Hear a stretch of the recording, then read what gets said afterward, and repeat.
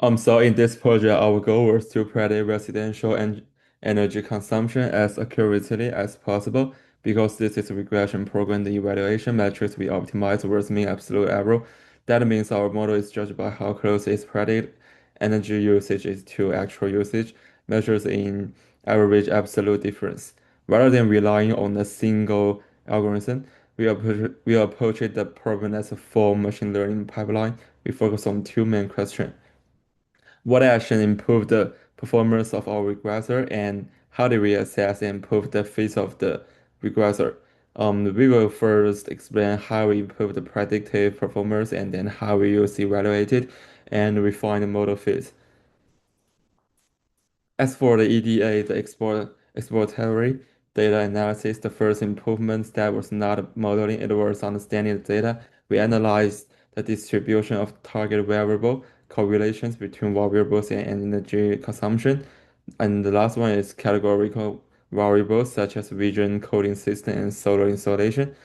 Our important discovery was that some values, such as -2 and 99, were not real measurements. They were missing value indicators. If we left them unchanged, the model will interpret them as a real physical measurements and learn force relationship. Therefore, we treated them as missing data and handled them properly. We also check the skewness of target variable and feature distribution, which help us decide the transformations engineered feature will be useful. This stage improved the performance because the model can only learn patterns that actually exist, which means the bad data leads to the bad learning. And the next is our feature engineering. Like here, the largest performance improvement came from feature engineering. Instead of only using the raw variables, we try to model how engineering consumption actually occurs in the real household.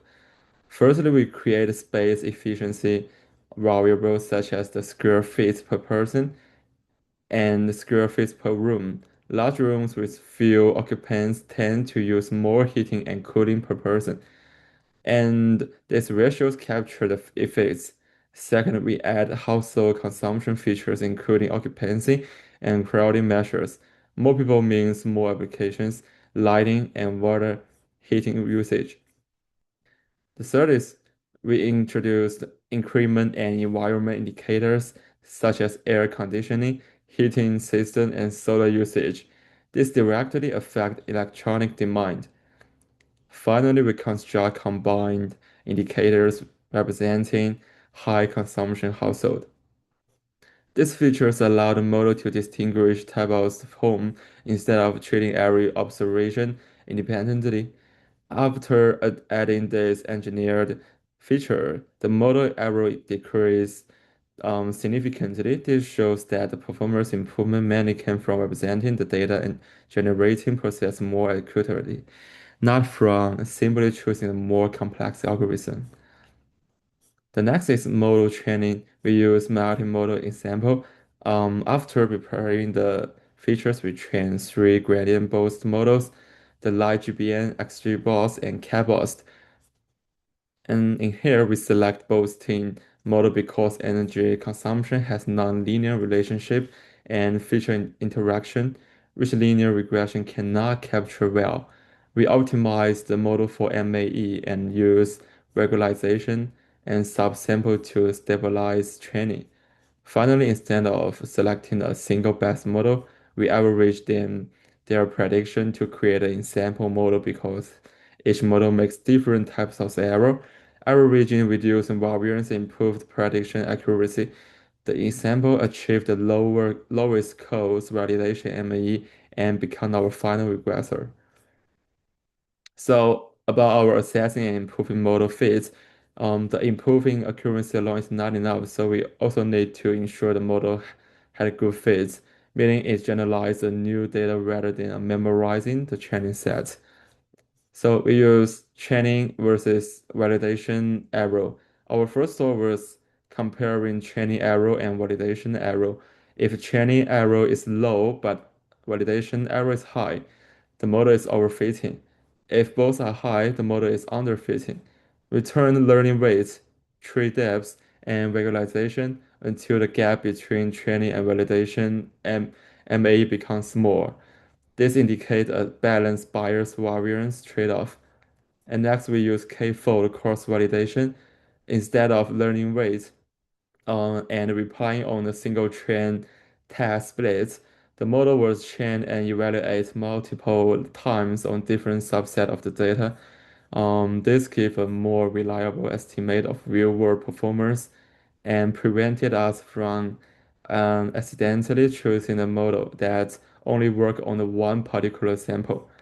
And that's why we also examine the learning curves. We track how training and validation MAE change as the model learned. The curve converged rather than diverging, which showed the model was learning stable patterns instead of noisy. To further improve the fits, we control model complexity usage from the smaller learning rates, limited tree depths, L1 and L2 regularization to the sub-sampling. This step prevent the boosting model from overfitting the data set. So, in conclusion, to improve the performance, we clean the data, engineer meaningful features, train the gradient boosting model, and building sample.